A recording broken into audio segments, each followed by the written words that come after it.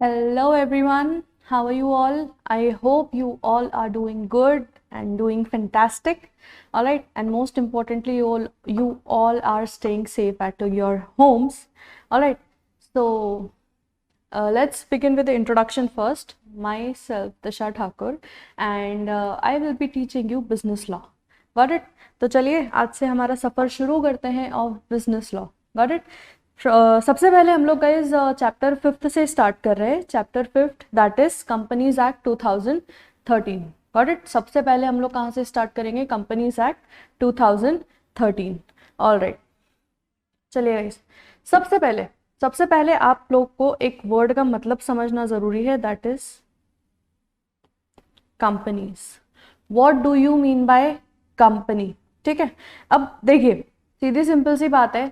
Act बना है, laws बने हैं, रूल्स बने हैं, तो एक्ट में तो ऑलरेडी डिफाइन किया गया है कि what do you mean by companies. Got it. But हम लोग एक बेसिक मीनिंग सबसे पहले देख रहे हैं कि what do you mean by companies. ठीक है, तो देखिए ऑब्वियसली बात है, क्या कंपनी का एक सिंपल सा मतलब होता है. यहाँ पे दो वर्ड्स में डिवाइडेड है. एक तो होता है कम, दैट मीन्स विथ और together. On the other hand, it is Panis, that is to have a meal. मतलब some association of persons working together to have a meal. ठीक है, this is the general meaning of companies. ठीक है, अब now what companies act says, companies act क्या बोलता है हमें वो देखना है. Got it? ठीक है, so चलिए फिर शुरू करते हैं हमारा कंपनीज एक्ट का सफर. All right, so companies act 2013. सबसे पहले ये एक्ट हमको कब आया था? ये एक्ट कब का है? 2013 का. ठीक है गाइस, ये 2013 में अमेंड हुआ है. ठीक है, कंपनीज एक्ट इसके पहले 1956 में भी हुआ करते थे, 1913 में भी हुआ करते थे. ठीक है, बट कंपनीज एक्ट 2013 में अमेंड किया गया था, इसलिए इसको कंपनीज एक्ट 2013 बोलते हैं. ठीक है, जैसा कि हम लोग जानते हैं कंपनियां अभी 2013 से नहीं आई है, कंपनियां बहुत पहले से हुआ करती थी. ठीक है, तो उनको गवर्न करने के लिए कंपनीज एक्ट भी बहुत पहले से है. Got it. चलिए शुरू करते हैं हमारा सफर. अब देखिए, एज आई टोल्ड यू कि हर पर्टिकुलर वर्ड का डेफिनेशन आपके इस एक्ट में गिवन है. ओके, तो सबसे पहले ये जो एक्ट है ऑब्वियसली बात है वो भी डिफाइन किया होगा. ठीक है गाइस, अब आप लोग आप लोग 12th में नहीं है, you are the quite grown up guys now. ठीक है, तो आप लोगों को बहुत से लैंग्वेजेस, आपको लॉ की लैंग्वेज से डील करना पड़ेगा, आप लोगों को सेक्शन से डील करना पड़ेगा, आपको सेक्शंस याद करने पड़ेंगे, आपको उसके प्रोविजंस याद करना पड़ेंगे, और उसकी चिंता आप लोग बिल्कुल मत कीजिए, वो सब आप लोग मुझ पे छोड़ दीजिए. ऑलराइट, तो सबसे पहले आपको एक मैं बेसिक डेफिनेशन दे देती हूँ. देखिए सेक्शंस क्या होते हैं. ठीक है, सेक्शंस जो डिफाइंड होते हैं, सबसे पहले जो सेक्शन 1 होता है, सेक्शन 1 किसी में नहीं होता. सेक्शन 1 हर चीज का क्या बताता है? एप्लीकेबिलिटी. ये बेसिक एक नॉलेज है आपके लिए, एप्लीकेबिलिटी, कि ये पर्टिकुलर सेक्शन, कोई सा भी सेक्शन किस किस को एप्लीकेबल होता है, वो सेक्शन 1 हर चीज का बताता है. ठीक है, ऑन दी अदर हैंड जब हम बात करते हैं सेक्शन 2 आपको हर चीज की डेफिनेशन देगा. सिर्फ कंपनीज एक्ट में नहीं, आप कोई से भी एक्ट में चले जाइए, जब भी सेक्शन 2 आएगा, सेक्शन 2 मतलब आपको उस सेक्शन में डेफिनेशन गिवन है. अब वो उसके सबसेक्शन डिफर कर सकते हैं, section 2 subsection 1, section 2 subsection 2, section 2 subsection 3, वो कुछ भी हो सकता है, हमें उससे कोई मतलब नहीं. ऑब्वियसली मतलब है, बट फिलहाल आप सिर्फ इतना समझिए कि जब भी सेक्शन की बात आती है, जब भी सेक्शन 2 आपको दिख रहा है, तो आपको सिर्फ यही समझना है कि इसमें इस चीज का डेफिनेशन गिवन है. ओके, चलिए अब ये जो हम लोग कंपनीज एक्ट पढ़ रहे हैं, मुझे बताइए किस कंपनीज का सेक्शन क्या है? कंपनीज का सेक्शन, कंपनी की डेफिनेशन किस में दी हुई है? सेक्शन 2 सबसेक्शन 20 में. गॉट इट गाइस, कंपनी की डेफिनेशन दी हुई है सेक्शन 2 सबसेक्शन 20 में. यहाँ तक सब क्लियर है? ठीक है, मैं उम्मीद के साथ चल रही हूँ, यहाँ तक आप लोगों को सब समझ में आ गया है, जो कुछ भी बात मैं आप तक पहुंचाना चाह रही हूँ वो समझ में आ रही है. ओके, चलिए अब हम लोग सेक्शंस आपको याद करना है. कंपनीज एक्ट है, बिजनेस लॉ है, आपको सारे सेक्शंस याद होने चाहिए. ठीक है, और उसकी रिस्पॉन्सिबिलिटी मेरी है, मैं आपको यहीं पे याद करवाऊंगी. ओके चलिए सबसे पहले हम लोग शुरू करते हैं सेक्शन 2 सबसेक्शन 20 से। ठीक है, सबसे पहले हम लोग किससे शुरू करते हैं? कंपनीज। कंपनीज का किस में डिफाइंड है? कंपनीज डिफाइंड किया गया है सेक्शन 2 सबसेक्शन 20 में। Got it? चलिए ओके गाइस, सेक्शन 2 सबसेक्शन 20। अब आई स्वेयर कंपनीज एक्ट ने इतनी भारी डेफिनेशन दी है, इतनी भारी डेफिनेशन दी है कि आप लोग बोलेंगे कि मैम हम लोग इस डेफिनेशन को कैसे याद करें, कितनी डिफिकल्ट डेफिनेशन दी है कंपनीज एक्ट ने कि I can't tell you guys honestly. अब कंपनीज एक्ट ने डेफिनेशन क्या दी है, आइए यहाँ पे देखते हैं। कंपनीज एक्ट क्या बोलता है? A company means a company. सबसे पहले क्या बोलता है? A company means a company, मतलब एक कंपनी वो होती है जो कंपनी है, ठीक है, विच is registered under this act, जो इस एक्ट में रजिस्टर्ड है। देखा कितनी भारी डेफिनेशन है। डेफिनेशन सिर्फ इतना बोलती है कि according to section 2 subsection 20 of companies act 2013, company means a company. Company means a company which is registered under this act. Company means a company which is registered under this act. यहाँ पे guys this act का मतलब होता है section act of 2013। ठीक है, act 2013। अब कुछ लोगों के दिमाग में ये बात अवश्य आई होगी, मैं आप लोगों को ये बात दावे के साथ कह सकती हूँ, कुछ लोगों के दिमाग में ये चीज अवश्य आई होगी कि मैम कंपनीज तो 2013 के पहले भी हुआ करती थी। तो यही चीज एक्ट ने भी सोची। अब मुझे एक बात बताओ, जो अपनी टाटा कंपनी है, टाटा, सब लोग वाकिफ होंगे बहुत ही अच्छी तरीके से इस कंपनी से। अपनी ये जो टाटा कंपनी है, ये आप मुझे बताइए, टाटा है, रिलायंस इंडस्ट्रीज है, ठीक है, ये सब कंपनियां क्या आज आई हैं? मतलब 2013 में आई है क्या? नहीं, ये कंपनियां बहुत पुरानी हैं।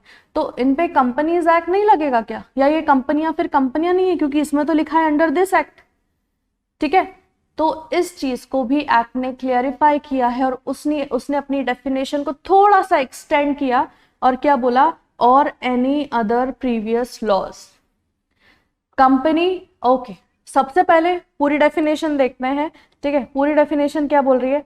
अ company means a company which is registered under this act और any other previous law. Company वो कंपनी है जो कि इस एक्ट में या किसी भी प्रीवियस एक्ट में रजिस्टर्ड है।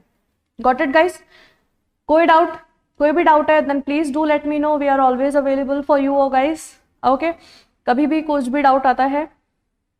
ठीक है, चलिए यहाँ पे फटाफट से हम लोग एक बार कंपनीज की डेफिनेशन याद करते हुए चलते हैं। आप लोग मेरे साथ साथ में याद करते हुए चलिए, हमें सेक्शंस भी याद करने हैं। ठीक है, सो कंपनीज का सेक्शन क्या होता है? Section 2 subsection 20। आज आप लोग भले अपने अपने घर में हैं, those who have demanded video lectures, got it, but आप लोग माहौल पूरा ऐसा क्रिएट कीजिए कि आप क्लास में बैठे हैं, मैं आपके सामने बैठी हूँ, मैं भी इमेजिन कर रही हूँ कि आप लोग मेरे सामने बैठे हैं। Got it? So section 2 subsection 20, section 2 subsection 20 is for companies. Section 2 में हम लोग डेफिनेशन डिफाइन करते हैं और सेक्शन 2 सबसेक्शन 20 में कंपनीज की डेफिनेशन को डिफाइन किया गया है। सो आप डेफिनेशन लिखेंगे भी इसी तरह। According to Section 2 subsection 20 of Companies Act 2013, according to Section 2 subsection 20 of Companies Act 2013, company means a company which is incorporated under this act, incorporated or registered under this act or any previous law.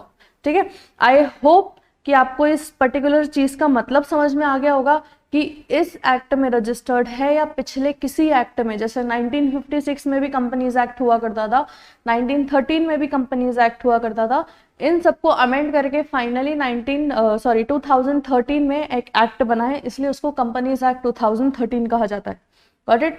But companies act इसके पहले भी हुआ करते थे। तो वो कंपनियां जो या तो 2013 वाले एक्ट में रजिस्टर्ड है या 1956 या 1913 वाले एक्ट में रजिस्टर्ड है, वो कंपनी कहलाएगी। Any doubt? If you guys have any doubt then please do let me know. Okay, चलिए कंपनीज की डेफिनेशन मैं उम्मीद करके चल रही हूँ, इतनी भारी भरकम डेफिनेशन थी बट मैं उम्मीद करके चल रही हूँ कि आप लोगों ने याद कर ली होगी। ओके, चलिए थोड़ा सा आगे बढ़ते हैं। अब मुझे अपन देखते हैं इसकी एप्लीकेबिलिटी। ठीक ठीक है, इसकी एप्लीकेबिलिटी। ठीक है, अब guys now you guys tell me, कुछ कंपनीज होती हैं जैसे इंश्योरेंस कंपनी हो गई, कौन सी कंपनी हो गई, इंश्योरेंस कंपनी हो गई, ठीक है, बैंकिंग कंपनी हो गई, बैंकिंग कंपनी हो गई, इलेक्ट्रिसिटी कंपनी हो गई, इन सब पे भी कंपनीज एक्ट एप्लीकेबल होगा क्या? क्यों? यहाँ पे मैंने आपसे क्वेश्चन क्यों पूछा guys, let me clear my point first, क्योंकि इन सब कंपनीज के लिए दे आर स्पेशल एक्ट, इन सब के लिए स्पेशल एक्ट भी बने हुए हैं। जैसे इंश्योरेंस के लिए insurance development and regulatory act बना हुआ है, बैंकिंग के लिए बैंकिंग रेगुलेशंस एक्ट बना हुआ है, ठीक है, तो इन सब के लिए एक स्पेशल एक्ट भी बने हुए हैं। तो now you guys tell me कि ये जो कंपनीज है इसका एप्लीकेबिलिटी इन कंपनीज पे लगेगा या नहीं? तो इसका आंसर है yes, companies act insurance company, banking companies, body corporate, इन सब पे एप्लीकेबल होगा। आई क्या बात समझ में? बट देखिए कभी कभी क्या होता है ना, चीजें अगर साथ में चल रही हैं, दो चीजें अगर साथ में चल रही है तब तक ठीक है, मेरी बात ध्यान से सुनिए, दो चीजें companies act and special act अगर साथ में चल रहे हैं तो ठीक है, बट बाय डिफॉल्ट अगर उनमें क्लैशेस हो रहे हैं, बाय डिफॉल्ट उनमें क्लैशेस हो रहे हैं, एग्जाम्पल से लेते हैं, ठीक है, सपोज बैंकिंग कंपनी का एग्जाम्पल लेते हैं, ठीक है, अब कंपनीज एक्ट में ये लिखा हुआ है, अपन एग्जाम्पल से समझते हैं, कंपनीज एक्ट में ये लिखा हुआ है कि एक बैंक एक प्राइवेट सेक्टर को सपोज 500 करोड़ तक का ही लोन प्रोवाइड कर सकता है, ये चीज कंपनीज एक्ट में लिखी हुई है। But on the other hand banking regulation ये बोलता है, बैंकिंग रेगुलेशन ये बोलता है कि नहीं 500 CR नहीं, we will provide how much crore, we will provide 1000 CR for companies, got it? तो अब मुझे बताओ, यहाँ पे दो एक्ट हैं, दोनों एक्ट पर्टिकुलर बैंक को एप्लीकेबल है और दोनों अलग अलग रास्ते जा रहे हैं, दोनों अलग अलग रास्ते जा रहे हैं, एक कुछ और बोल रहा है, एक कुछ और बोल रहा है। तो अब यहाँ पे ये जो बैंकिंग सेक्टर है ये क्या करेगा? Now you guys tell me, ठीक है, चलिए अब यहाँ पे बैंकिंग सेक्टर क्या करेगा? मुझे एक बात बताइए कि ये जो स्पेशल एक्ट बना हुआ है, ठीक है, ये जो स्पेशल एक्ट हम लोगों ने बनाया है ये किसके लिए बनाया है? बैंक्स के लिए बनाया है, इंश्योरेंस कंपनी के लिए बनाया है, मतलब इन कंपनी के लिए गाइस ऑलरेडी, इन कंपनी के लिए ऑलरेडी स्पेशली एक्ट बने हुए हैं।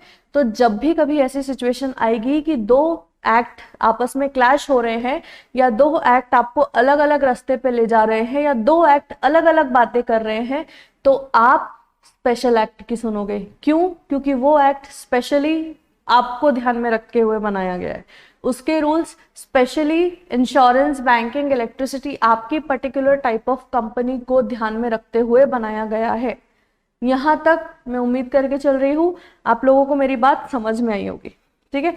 चलिए एक बार वापस से देख लेते हैं। Company, company means a company which is incorporated under this act, मतलब 2013 and in any other previous law, कोई भी प्रीवियस लॉ मतलब 1956 या 1913, ठीक है। कंपनीज एक्ट की एप्लीकेबिलिटी किसके पास है? कंपनीज एक्ट की applicability insurance company, banking company, जो कंपनी इलेक्ट्रिसिटी सप्लाई कर रही है उनको, जो उसका कोई स्पेशल एक्ट है, जैसे अपना ये ICSI, ठीक है, जो अपना ICAI है उसमें भी कंपनीज एक्ट एप्लीकेबल है। बट ICAI का भी स्पेशल एक्ट बना हुआ है ना, तो जब भी कभी ऐसा कुछ होगा कि ICAI और कंपनीज एक्ट का जो है रूल्स क्लैश हो रहे हैं, तब हमें institute of chartered accountants of India का ही सुनना पड़ेगा। क्यों? क्योंकि वो एक्ट स्पेशली हमारे लिए बना हुआ है। आई क्या बात समझ में? आई होप आप लोगों को यहाँ तक की ये बात क्लियर होगी। Got it? उसके बाद एनी बॉडी कॉर्पोरेट क्या होता है ये हम आगे के लेक्चर्स में देखेंगे। ओके, अभी आप इस चीज को होल्ड पे रखिए, ठीक है। कोई डाउट? ठीक है, चलिए सबसे पहले, ठीक है, कंपनी का सेक्शन बोलो फटाफट। कंपनी का सेक्शन क्या होता है? कंपनी का सेक्शन होता है सेक्शन 2 सबसेक्शन 20। कंपनी का सेक्शन क्या है? Section 2 subsection 20। Got it? चलिए अब मुझे एक बात बताइए गाइस, जो अपने कंपनीज एक्ट बना हुआ है ना, दिस इज एक जस्ट आपके बेसिक नॉलेज के लिए कि ये जो कंपनीज एक्ट बना हुआ है ना गाइस, इसमें total we have 470 sections. In Companies Act 2013, we have total 470 sections and we have 7 schedules.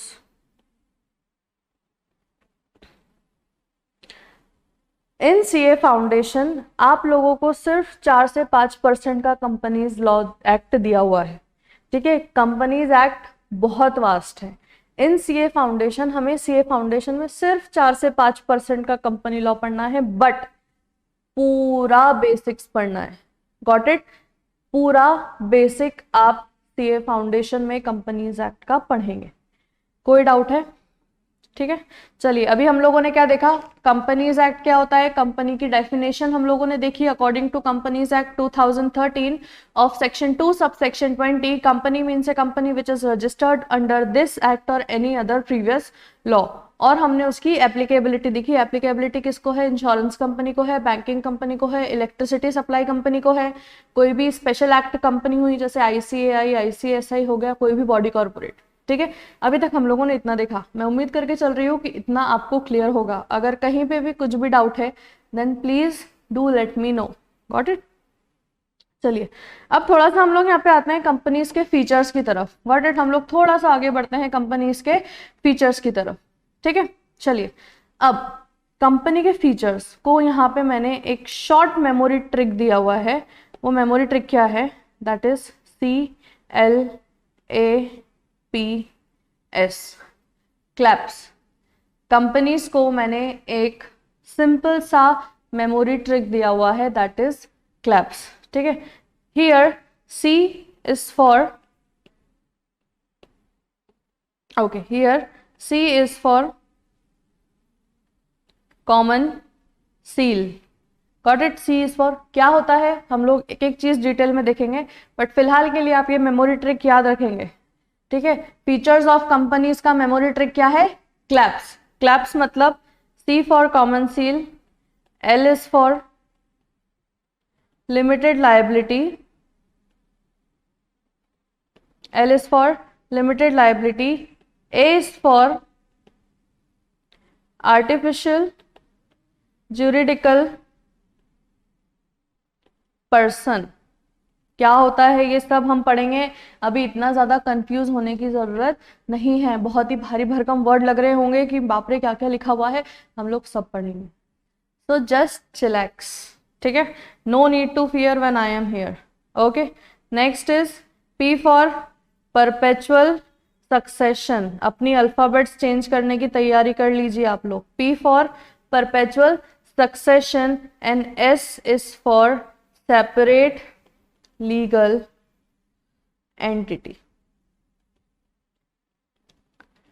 These are the features of company. एक कंपनी जब एक नॉर्मल बिजनेस जब आप उसको कंपनीज एक्ट 2013 में रजिस्टर्ड करवाते हैं, एक नॉर्मल कंपनी, एक नॉर्मल प्राइवेट पब्लिक कोई सी भी कंपनी को जब भी आप कंपनीज एक्ट 2013 में रजिस्टर करवाते हैं, तब आपको ये सारे फीचर्स कंपनी के एंजॉय करने को मिलते हैं. अब ये सब होता क्या है? ये सब होता क्या है तो वो अब हम लोग देखते हैं कि ये सब एक्चुअली होता क्या है. ठीक है, सबसे पहले अभी के लिए फिलहाल हम लोग कॉमन सील को होल्ड पे रख रहे हैं. सबसे पहले हम लोग आते हैं लिमिटेड लाइबिलिटी. ठीक है, सबसे पहले हम लोग किस पे आते हैं? Limited liability. चलिए देखते हैं लिमिटेड लाइबिलिटी क्या है.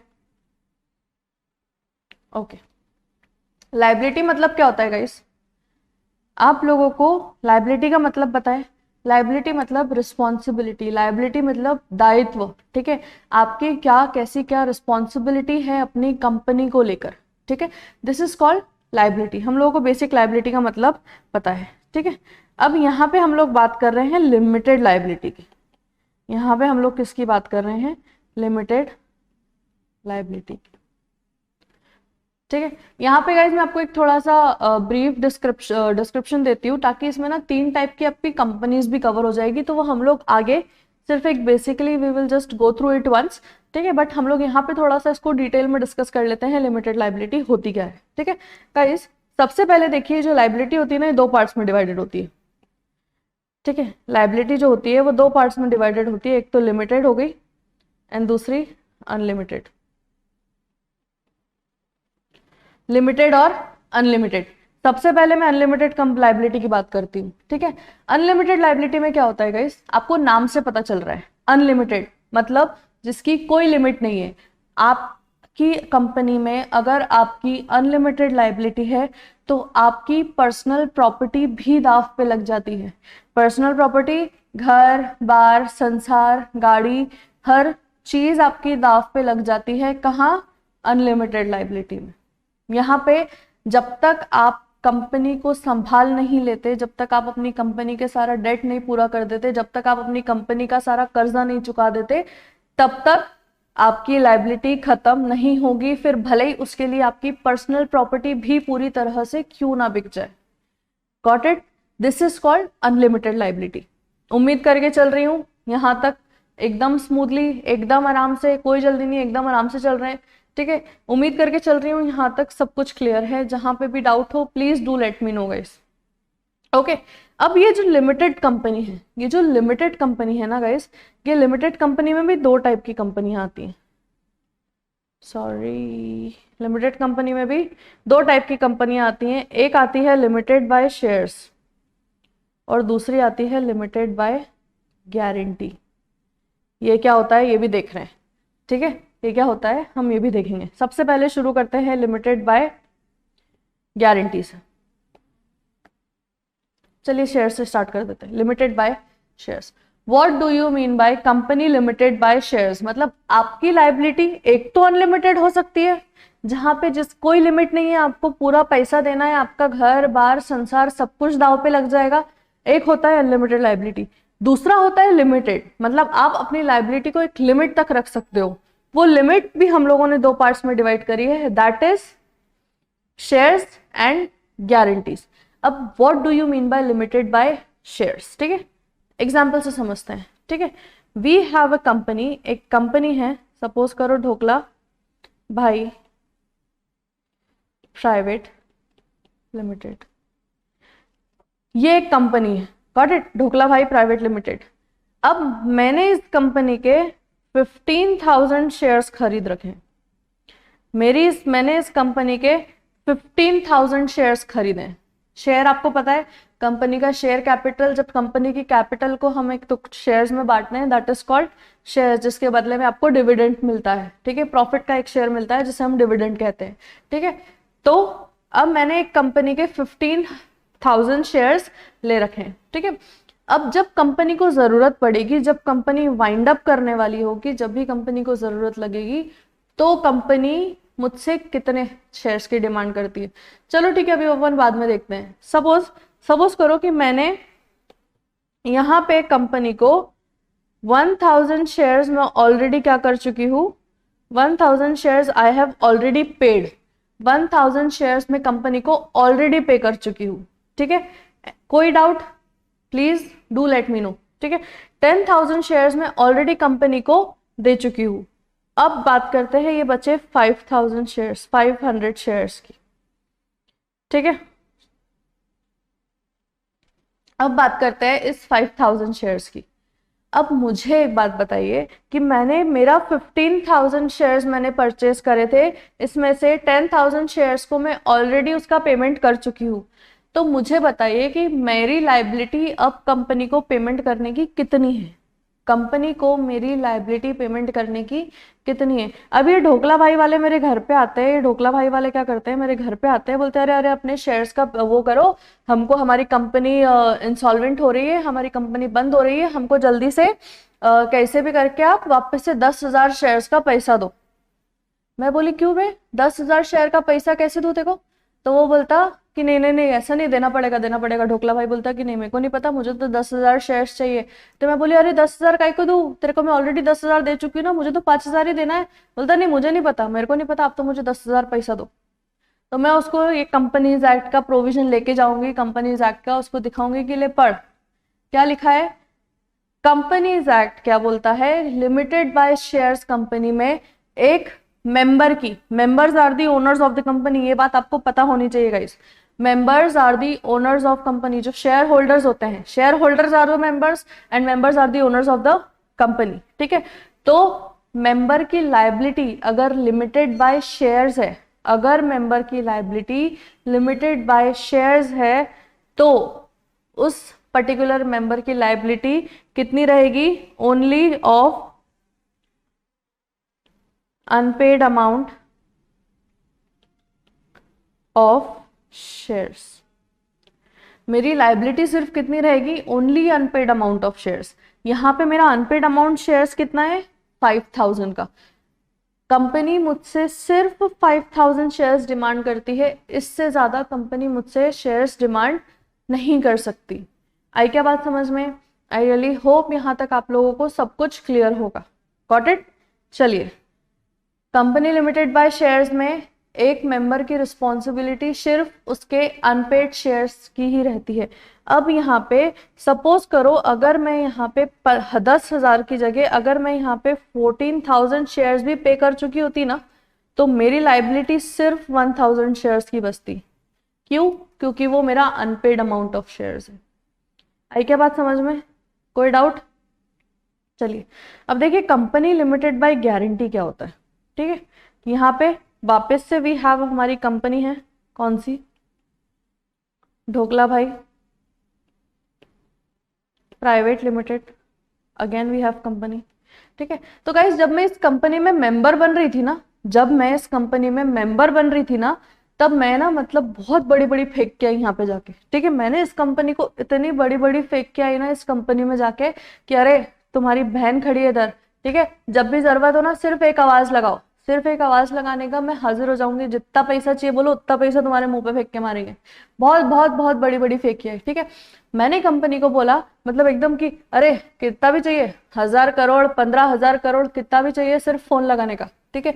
तो यहाँ पे मैंने कंपनी को गारंटी दे दी कि कंपनी के वाइंड अप के टाइम पे 15,000 CR 15,000 करोड़ का कंट्रीब्यूशन मेरा होगा, 15,000 करोड़ की हेल्प मैं करूंगी, ठीक है।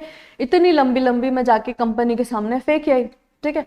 अब कंपनी का हो गया, कंपनी को किसी की नजर लग गई, कंपनी हो गई इंसॉल्वेंट, कंपनी बंद करने की नौबत आ गई। तो ये ढोकला भाई आया मेरे पास भागते भागते कि अरे मैडम मैडम मैडम, मुझे नहीं पता, मुझे तो आपने बोला था कि आपकी बहन बैठी, आप तो इतनी बड़ी बड़ी बात करके गए थे, तो मुझे तो जल्दी से ना 20,000 करोड़ दे दो, 20,000 करोड़ दे दो, आपकी गारंटी है, नहीं तो मैं तो आप पे केस कर दूंगा, ठीक है। तो मैं उसको बोली, मतलब काय को 20,000 करोड़ दूं मैं, 20,000 करोड़ काय को दूं, तू देख यहाँ पे मेरी गारंटी कितने की थी।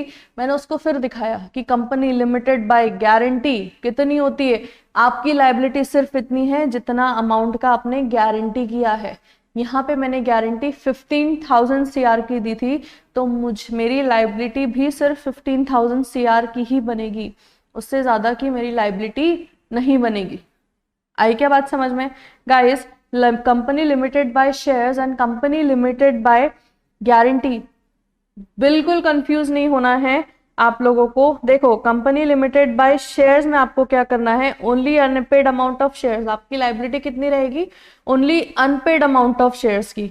On the other hand guarantee पे आपकी कितनी रहेगी? गारंटी पे आपकी कितनी रहेगी? Only guaranteed amount. Company limited by में शेयर्स में कितनी रहेगी? Only guaranteed amount.